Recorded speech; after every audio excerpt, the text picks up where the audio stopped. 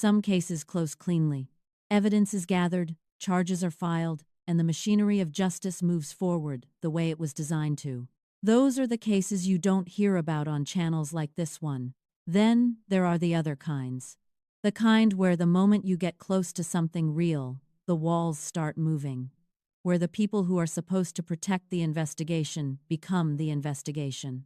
Where the enemy isn't hiding in a shell company registered in Delaware, the enemy is 3 floors above you, with a nameplate on the door, and 38 years of institutional trust behind him.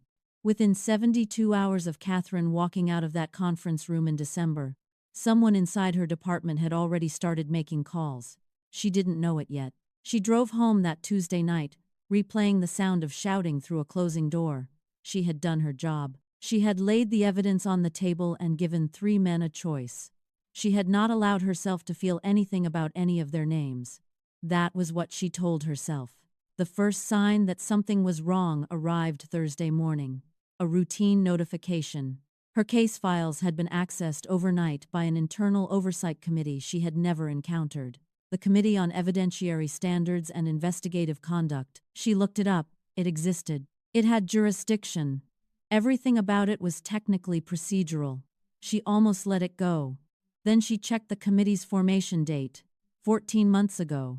Filed 2 months after Catherine had first been assigned the Hubbard case. Somebody had built the mechanism before she had gotten anywhere near the conclusion.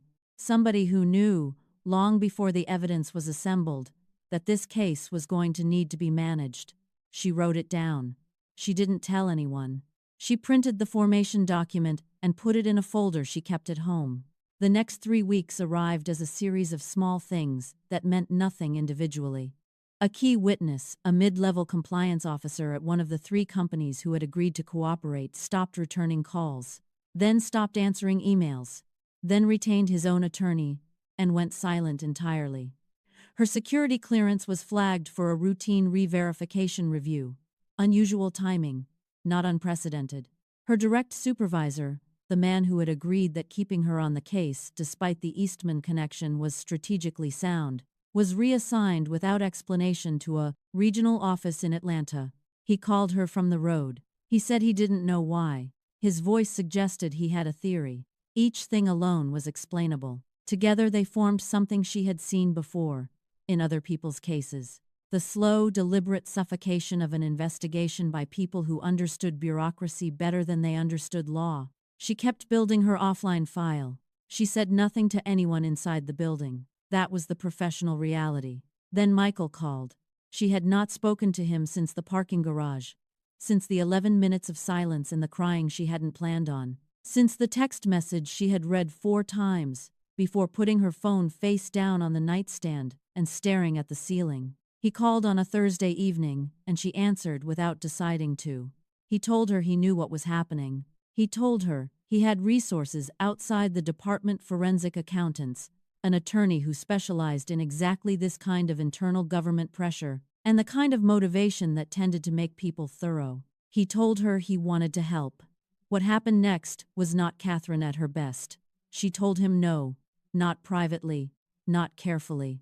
They were on a call with 2 of her colleagues still in the room. She hadn't thought to step away, and she let them hear all of it. She told him that his conscience had arrived approximately 9 years too late. She told him she had managed her entire career, her life, without his resources, his connections, and his guilt money, and she was not about to start now. She told him that the last time Michael Thompson offered her something, the fine print required her to disappear, and she was done disappearing for his convenience. The room went very quiet. Michael said nothing for a moment. Then he said he understood. Then he ended the call. She set her phone down and stared at the wall. Her colleagues found reasons to look at their screens. She told herself it needed to be said. She told herself it was the truth. She told herself the words had nothing to do with a porch in East Texas and a boy who had looked at her like she was the only fixed point in a changing world, and then chosen otherwise. She almost believed it. 3 days later she was suspended. If you find yourself into this episode, give it a quick like and subscribe now, so you'll get notified when our next exciting story posts. Stay to the end and check the description for a special monthly reward our subscribers get. It's valued at $30 in cash. Now, back to the story. The internal investigation had been filed by the department's senior general counsel. His name was Wallace Bremond. The allegation was precisely constructed that Catherine had selectively presented evidence and shaped the framing of the Hubbard investigation in ways that reflected a long-standing personal bias against Michael Thompson. That the case, as built, could not be considered objective. That the integrity of any prosecution arising from it was therefore compromised. The allegation was thin. Any honest reading of the evidence file would have dismissed it in an afternoon. But Wallace Bremond didn't need the allegation to be airtight. He needed it to be credible enough to survive a weekend. He had 38 years of institutional credibility and a reputation that most people in that department would not have thought to question. He had testified before Congress on 3 separate occasions about the importance of investigative integrity. He had been profiled in 2 national magazines. He was, by every public measure, exactly what Catherine had spent her career trying to become. She walked out of the building on a Tuesday afternoon with 1 box of personal items and the knowledge that she had copied her most critical files to a flash drive before they changed her access codes. She had done it the morning the oversight committee notification arrived. She hadn't known exactly why at the time. She drove home in silence and sat in her apartment and began to understand the shape of what she was actually dealing with. That night, her mother and father called. They were disappointed in her, they said, and left it neatly at that and ended the call. The next day, she learned everything she could about Wallace Bremond. He had joined the department in 1982. His record from that point forward was immaculate. But through 2 weeks of quiet research conducted entirely outside department systems, Catherine found a gap, 9 months in 1987, where his professional record went completely dark. No cases, no filings, no public documentation of any kind. The gap coincided precisely with the period Harold Hubbard had restructured his entire financial portfolio, the same restructuring that introduced the Delaware trust model he would use for the next 4 decades. The same model used to construct the phantom vendor at the center of the original case. Harold Hubbard had one playbook. He had been running it across 5 decades and multiple players. The question was how far back the relationship went.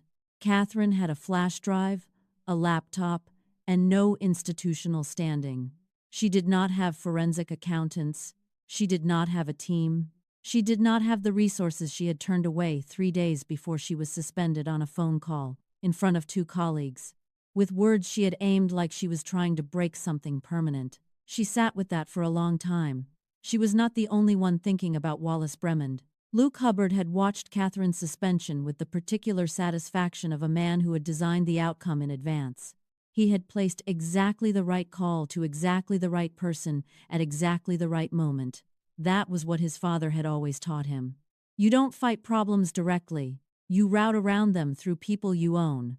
Then he turned his attention to Michael. Michael had lost his company. Most of his money and the rest of his portfolio was in the hands of government attorneys. His public profile had gone from carefully cultivated success story to cautionary footnote in the space of 4 months. He was, by any measurable standard, exposed and alone. Luke met him on a Wednesday morning, sat across from him in a restaurant in Midtown Manhattan with the ease of a man who had never once in his life felt the particular weight of consequence. He told Michael the offer was simple. Luke's father, and he knew Michael planned to fall on his sword for her, to limit her downfall in some way. For whatever reason, Luke said, you always had a soft spot for that backwoods girl. He shrugged like it was a minor character flaw, something forgivable, barely worth mentioning. All my dad wants, Luke said, is for you to walk away. Distance yourself from Catherine, from the case, from any further involvement. Let things resolve the way they were going to come out anyway. And Hubbard Capital would quietly make Michael whole. His company would be restored. His portfolio was reconstructed. His name was cleaned up in the business press through channels Harold Hubbard had been maintaining for decades. Everything Michael had lost, back, quietly, without drama. Luke smiled when he said it. The same smile that had once looked at a 17-year-old girl in East Texas and told her she wasn't pretty enough to be worth choosing. Michael asked for 48 hours. Luke took off his jacket and said, of course, take your time. Patted Michael lightly on the back as he walked away with a look of confidence. that gave Luke the confidence that his high school friend would again do what Luke's father wanted. What Luke did not know was that Michael had called Eastman 2 hours before that restaurant meeting. He had told Eastman exactly what he suspected was coming. He told him that whatever he appeared to do in the next 48 hours, Eastman should keep the forensic team running and keep the results offline, away from any system connected to anyone they didn't completely trust. He told him to be ready to move fast when the moment came. Then he went to the restaurant. He listened to Luke's offer. He asked for 24 hours. Then he called Luke back and said yes. The financial transfers that followed looked exactly like what Luke intended them to look like.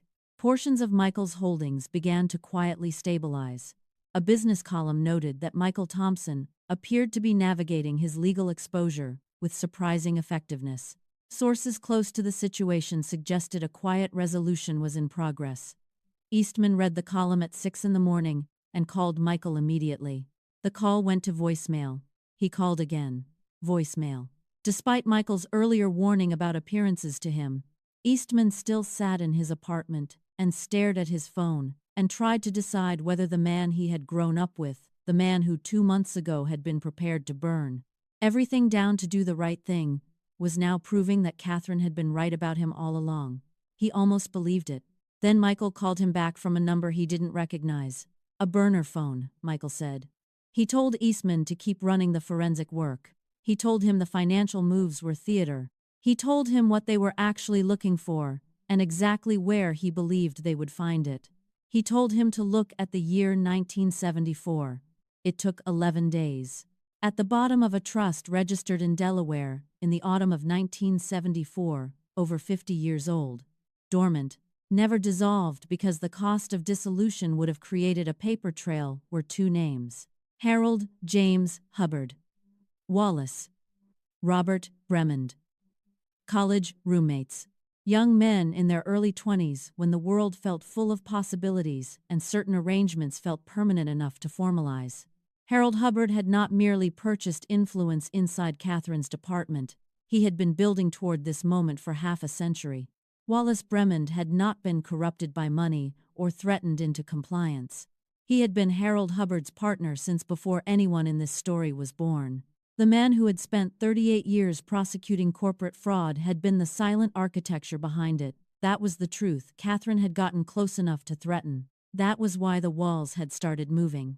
Michael had one more thing he needed to get. He had taken the meeting with Luke wearing a recording device. Legally obtained, properly documented, on the advice of the attorney he had retained the morning after he accepted Luke's deal in public and began dismantling it in private. The conversation was 21 minutes long. Luke had been comfortable. Comfortable people say things they should not say. He had referenced Bremond by name, not carefully, not obliquely, by name, with the casual confidence of a man who had never once imagined that the person across the table from him was not who he appeared to be. Michael transferred the audio file to Eastman on a Thursday evening.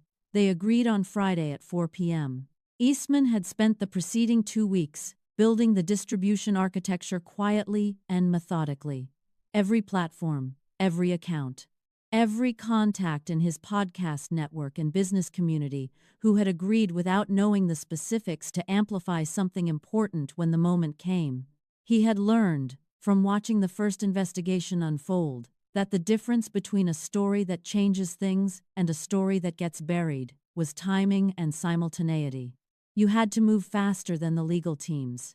You had to be everywhere at once before anyone could shape the narrative from the top. Friday at 4 p.m. was deliberate, late enough in the business day that emergency injunctions were logistically difficult, early enough that the weekend news cycle had 48 hours to carry the story horizontally across every platform before any official response could define it. Every document, every trust filing, every financial thread connecting Wallace Bremond to Harold Hubbard across 5 decades, the forensic accountant's full report, the audio recording of Luke Hubbard referencing his inside contact by name, all of it, everywhere, at once. By midnight Friday, the story had been picked up in London, Frankfurt, and Singapore. By 6 a.m. Saturday, it was the lead item on every major financial news outlet in the country. By Sunday evening, 3 separate congressional offices had issued statements calling for an immediate investigation. Wallace Bremond did not wait for Monday morning. He submitted his resignation at 11:47 p.m. on Sunday. No statement, no explanation. The department's communications office confirmed it in 4 sentences. Harold Hubbard's attorneys contacted the U.S. Embassy in Lisbon at 2 p.m. Monday. Luke Hubbard's legal team filed for a cooperation agreement with federal prosecutors at 4 p.m. Monday, the same day. Within hours of his father's attorneys making contact, the Hubbard family had spent 50 years building a structure designed to survive almost anything. It was not designed to survive both of them moving in opposite directions at the same time. Catherine was reinstated Tuesday morning. Her supervisor called her at 7 a.m. She was back in the building by 9. She sat at her desk and looked at her screen for a long time before she opened anything. The flash drive was in her pocket. The offline files were still at home. The 11 days of suspension had felt, at certain moments, like the walls of the case were the walls of her apartment, and there was no distance between them. Then her cell phone buzzed. Eastman. She almost let it go to voicemail. Then she answered, because he was her brother, and he had just helped dismantle the most dangerous arrangement she had ever walked into, and she owed him at least that much. His first words were that he had just left Michael. She started to cut him off. She had the words ready, measured, final, the kind that closes a door without apology. But for one of the few times in their shared life, her older brother pushed back. In a tone of voice, harder than she had ever heard him push back with anyone, he told her to listen. He told her not to let her dignity overshadow her intelligence. She wasn't sure what that meant in that moment. She stayed quiet anyway. Then he laid it out for her. 9 years ago, before the companies were formed, before New York, before any of it, Michael had gone to Eastman and told him he had to make a choice. Not a choice between Catherine and a career. A choice about his mother. Her name was Miss Thompson. A thin, sharp woman who had worked nights and days and whatever hours were left between them to raise an only child alone and make it appear, to everyone watching, that they were as comfortable as any other family on the block. And they were. But the cost of that appearance had been carried entirely on one woman's back for 2 decades, a weight that should have been too high for any single person to bear. Miss Thompson bore it anyway, without complaint, without asking to be seen for it. Michael had made her a promise when he left for college. He was going to make it to the professional level. He was going to pay her back tenfold for everything she had quietly endured. That was the promise. He had meant it the way only a teenager, who has never yet failed at anything important, can mean something completely, without contingency. Then he got to college and found out he wasn't good enough. And the promise he had made to the one person who had never once let him down sat on him like a weight, a debt he couldn't put away. Harold Hubbard presented the choice. There was an unnamed proverbial stick, if he did not agree, but the carrot that was offered was precise and generous. Michael had done the math that a 19-year-old makes when love is still theoretical, and his mother's exhausting work schedule was something he had watched up close his entire life. Harold Hubbard told him that his son Luke wanted not only their friend Eastman, but Michael beside him in a future business venture, and Harold Hubbard had no objection backing his son's plan. He said, "See yourself at age 30. There was generational wealth available to a young man willing to conduct himself accordingly." On their second meeting to close the deal, Harold Hubbard told him plainly that the mixing of races didn't sit with him. End things with the white girl. Don't be seen with another one. Simple as that. Michael had made his choice.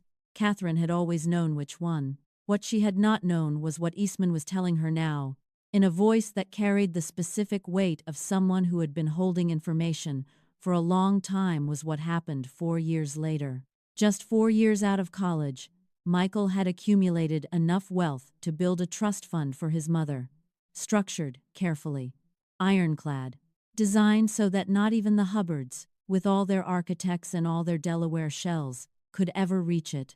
His mother would never know poverty again. The promise was kept. The debt was paid. The reason for the original choice had been fulfilled and put to rest. And on that same day, Michael had reached out to Catherine. Her brother Eastman paused after he said it. He let it sit in the silence between them. Catherine had taken that call.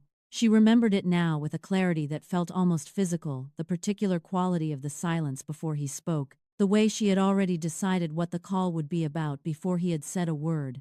She had let him know, in terms that left no room for interpretation, that what they had was gone. That she had built a life, and she intended to keep building it, and there was no version of moving forward that included going back. She had been the one to sever the connection, their history, but she had never connected the part of his decision that included his mother, the person he called his hero. That was something that should have been simple to piece together, but she had failed to do so. Eastman asked her quietly if she remembered that phone call. She didn't answer. Her mind had gone somewhere else entirely. Back to a kitchen in East Texas, the particular smell of it, the afternoon light through the window.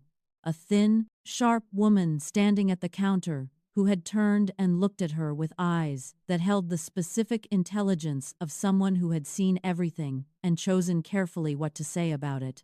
Miss Thompson had looked at her for a long moment. She said her son Michael had never had a shortage of girlfriends, but when her son had told her he believed Kathy was the one, and the two women both knew what that meant. Then she had asked Catherine, gently and directly, to promise her one thing. It was not to be careful with her son, not to be kind to him, just never break his heart. Catherine had promised. She had been 17 years old and entirely certain she would keep it. Through the phone, she heard Eastman say her name, then say it again. She wasn't sure how long she had been somewhere else in her thoughts while he waited. When mind brought her back to the room, to her desk, to the fluorescent quiet of a Tuesday morning, she only told her brother goodbye, in a voice that felt as hollow as an old withered tree. Then she ended the call. She sat at her desk for 5 minutes, maybe 10, maybe longer than that. Time had a different quality in that particular stillness. She thought about what she had said to Michael during their last phone call, how precisely she had aimed every word, how she had known exactly which ones would land hardest and where, how it had felt, in the moment, like clarity, like finally saying something true that had been waiting 9 years to be said. She thought about how it had also been a cruelty dressed up as honesty, how the people in that room hadn't needed to hear any of it, how she had made it a performance when it could have been a private boundary, how the difference between those two things was the difference between protecting yourself and punishing someone else. She thought about a Michael on a porch in East Texas who had sat with her and told her the truth about his failing dream with no drama and no self-pity. Just flat, honest words and the weight of a promise he didn't yet know how he was going to keep. She again thought about a thin, sharp woman in a kitchen, about a promise she had made to her at 17. She sighed aloud. There was no going back, she decided. She breathed deeply and decided that for her own sanity she had to let go of the past. Then she opened her case files and plunged back into her work. A week later, across town, amid the media chaos, Michael Thompson attended nothing official that week. He purposely stayed in the shadows. The Hubbards' backlash for Michael's part in the takedown of their family had been swift and brutal. He now had no company, no title, no public portfolio to speak of. The government had already frozen every public asset in his business name, and would eventually take it all, as was the agreement to keep him out of prison. He didn't regret losing any of it. That surprised him. He had expected the loss to hit harder. Instead, what he felt was closer to the absence of weight, like something heavy had been lifted from his shoulders without realizing how heavy it was. 9 years of building something to prove something. Hubbard's money had transformed him slowly, quietly shaping him into a man his mother never raised him to be. He hadn't seen it happening. Not really. Not until it was already done. In the end, he had achieved the one thing he'd set out to do. His mother would never struggle again. She would never come home worn down from a double shift, never worry about a bill, never carry that particular weight that had defined so much of her life. That part was done, and it was good, and he would not apologize for it.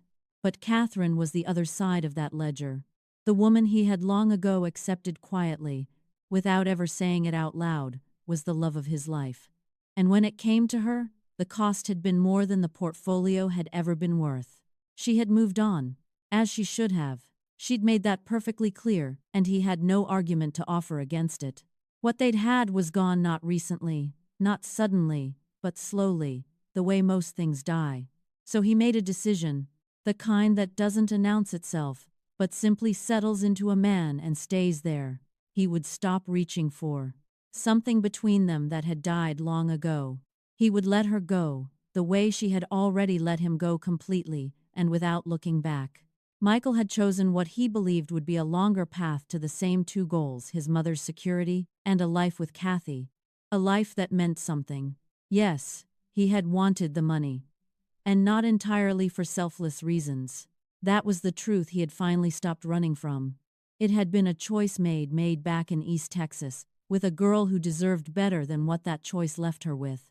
He had wanted her to wait for him without asking her to wait, but expecting it just the same. That was the part he could not make clean no matter how he looked at it. He was now in his early 30s, alone in a city of 10 million people, with nothing left to prove to anyone. That felt strange.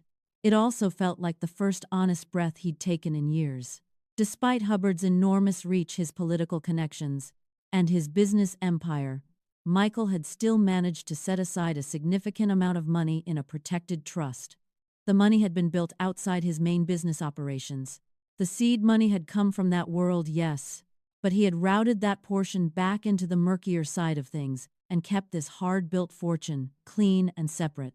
Could a court come after it? Maybe. When politics got involved, written law had a way of bending. But it was as secure as Michael had been able to make it, and for now, that would have to be enough. That next week, his phone rang on a Wednesday afternoon. A number he still knew by heart, though he had never deleted it and never called it. Catherine. He answered on the second ring. She didn't say thank you. She didn't say sorry. He heard her take a deep, nervous breath before she softly asked if he wanted to get coffee. He said yes. This is a fictional story. If you enjoyed this story, then you know what to do. Like and subscribe. On average, less than 4% of people who watch and enjoy these episodes take the time to press like and subscribe. So please help our new channel grow so we can continue to bring you more great episodes. Thank you for watching.